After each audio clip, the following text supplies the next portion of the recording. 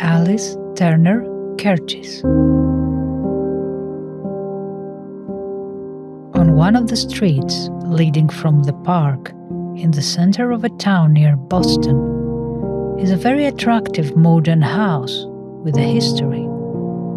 It was built for the occupancy of a Mr. and Mrs. Leslie, whose mysterious deaths mark the beginning of this story. The facts here recorded are just as I heard them.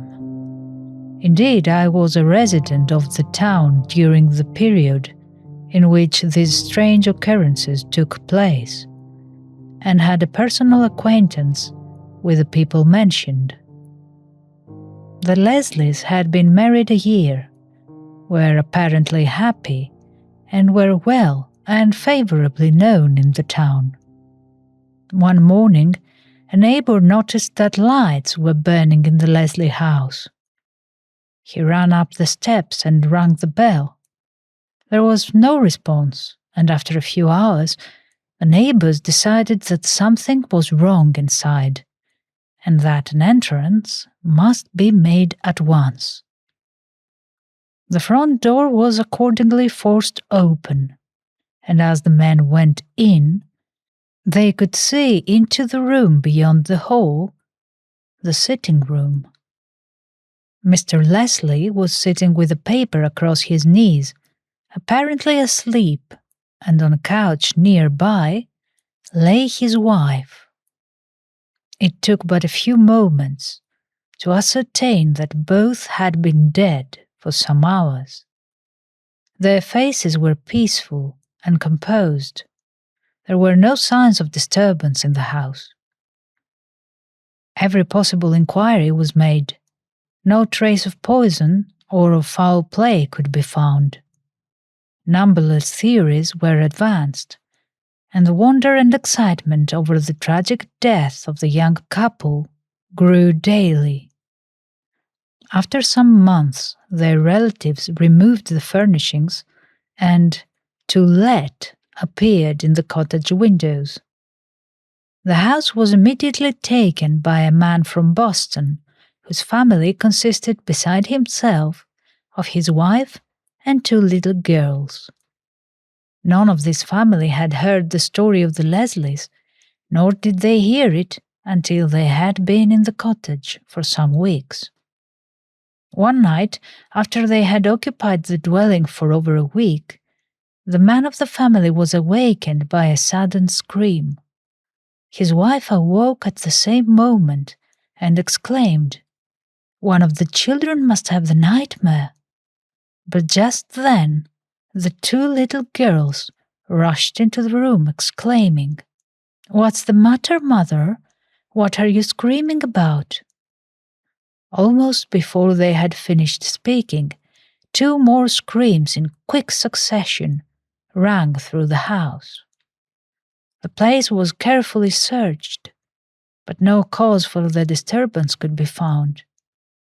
The next night, at about the same hour, like sounds were heard. After that, Mr. Weston made inquiries of the neighbors. None of them had been disturbed. One suggested that possibly a cat was shut up somewhere in the house and had made the noises heard, but a careful search of the entire premises failed to discover any such commonplace solution of the mysterious sounds. A week passed without any recurrence of the midnight sounds, when one night Mrs. Weston awoke from a most terrible dream. She dreamed that she was lying upon the couch in the sitting room. In front of her stood a young man who held a pillow in his hands. "I shall stifle you," he said clearly. "It's no use to struggle." Mrs. Weston dreamed that she tried to scream, that once, twice, 3 times she endeavored to rise from the couch to push away the pillow, but could not. From this dream, she awoke suddenly and as she lay endeavoring to overcome its impression, a gasping shriek, quickly followed by two more, awakened her husband, and again sent the little girls flying in terror to their mother's room. This time Mrs. Weston held herself responsible for the terrible screams. "I've had a dreadful dream, and I suppose I screamed without knowing it," she said. She had hardly finished this explanation when again came the screams, the last dying away in a stifled moan. The family was by this time thoroughly terrified. They had heard the story of the Leslies, and without waiting for further experiences in the house, they moved at once. Their story got about the town with the result that the house was vacant for a year. Then a family consisting of an elderly couple, Mr. and Mrs. Walters, and their son, a young man about 25, moved in. The remainder of the story was told me by this son, and I will give it in his own words as nearly as possible.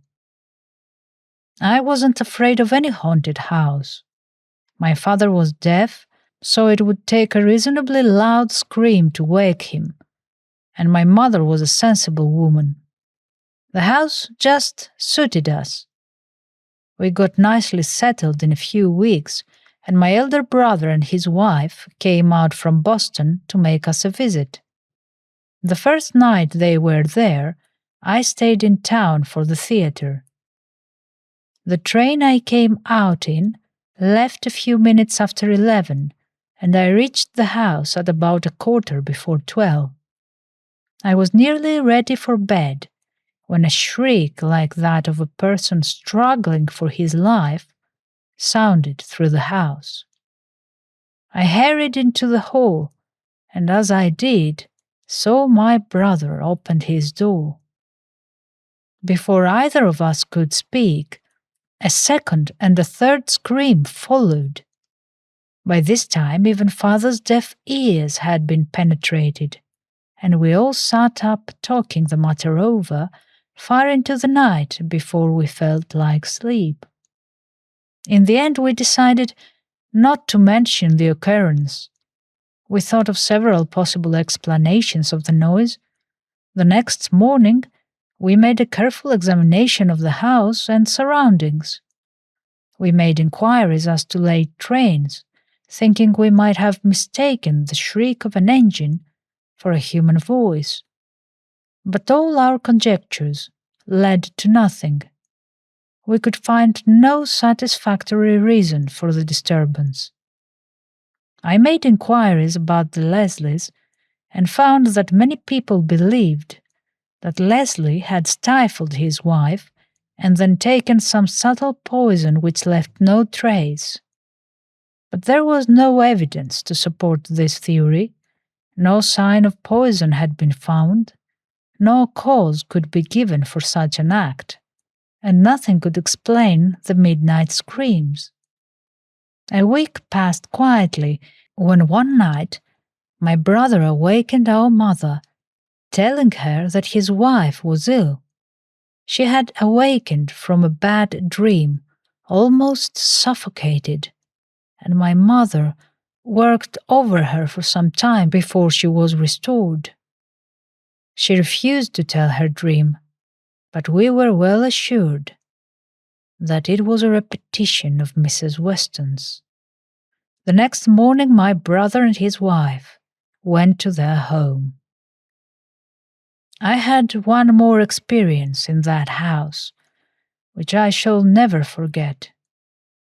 My father was to be out one night until midnight at the meeting of a society of which he was a member, and my mother and I decided to wait up for him.